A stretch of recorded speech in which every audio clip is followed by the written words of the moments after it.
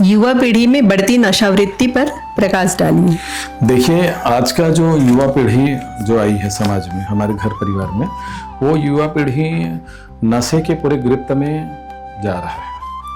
आप देखेंगे उस बालक के अंदर, जब वो बालक नशापान करता है या धूम्रपान करता है, छोटे छोटे बच्चों को आप देखेंगे कि नशापान के गिरफ्त में वो दबते जा रहा है। इसका मुझे एक कारण ये दिखता है कि यदि वो बालक नशा की ओर जा रहा है तो उस बालक के साथ जो वातावरण बना है, जिसने उसको अच्छे कार्यों से हटा करके वो बालक नशा की ओर जा रहा है, तो इसमें परिवार को, समाज को आत्मचिंतन करना होगा कि हमारे घर का यह बालक कैसे नशापान करके आ रहा है। तो दो तीन कारण होते हैं। एक तो हमारे घर के परिवेश और संस्कार का प्रभाव। यदि हमारे घर का परिवेश और संस्कार यदि उस ढंग से बनता है तो निश्चित वो बालक घर में जो होगा उसको देखेगा और सीखेगा, पहला कार्य। दूसरा ये होता है कि जब वो बालक घर से बाहर कदम रखता है तो समाज का, परिवेश का और अपने मित्रों के वातावरण का भी प्रभाव उस बालक के ऊपर पड़ता है। जब वो अपने मित्रों के बीच पहुंचता है या समाज के बीच पहुंचता है,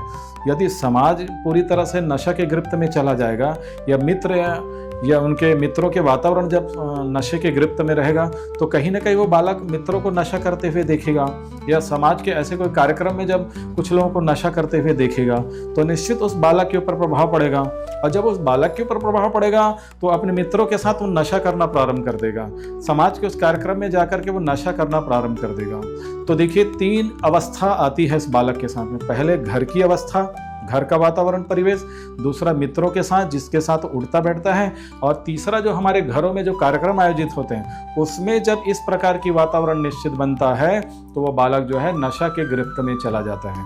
और जब नशा के गिरफ्त में चला जाता है तो फिर वो बालक बिगड़ना प्रारंभ हो जाता है। एक दिन के बाद दूसरे दिन नशा करना, ऐसे उनकी आदत की प्रवृत्ति हो जाती है।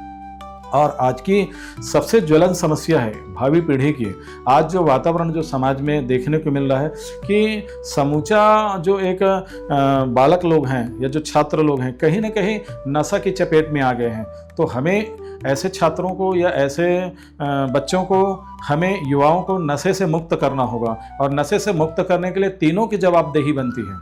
एक घर परिवेश के वातावरण का, दूसरा उनके अच्छे मित्रों के साथ का, और तीसरा है समाज के जो होने वाले कार्यक्रम हैं या समाज में जो वातावरण बनते हैं। यदि वो समाज उस ढंग से बालक के साथ ऐसा परिवेश या वातावरण देगा तो बालक जो है नशा करना प्रारंभ कर देगा।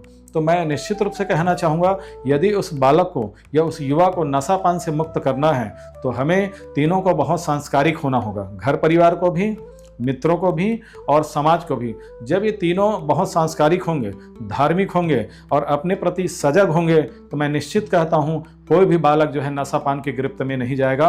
और यदि वो बालक नशापान के गिरफ्त में चला गया तो उसको बचा पाना बहुत मुश्किल होगा, संभाल पाना बहुत मुश्किल होगा। और भावी पीढ़ी, भावी समाज का निर्माण कैसे होगा। इसलिए मुझे ऐसा लगता है कि यदि इस बालक को नशापान से छुड़ाना है तो पहली जिम्मेदारी घर परिवार की है, दूसरी जिम्मेदारी मित्रों के आसपास के वातावरण की है और तीसरी जिम्मेदारी समाज की है। इसलिए यदि सशक्त समाज का निर्माण करना है, सशक्त राष्ट्र का निर्माण करना है, सशक्त पीढ़ी का निर्माण करना है, युवा पीढ़ी का, तो हमें ऐसे युवा पीढ़ी को नशा से मुक्त रखना होगा, अर्थात हमें उसको नशा से बचाना होगा, तभी भावी राष्ट्र का निर्माण होगा।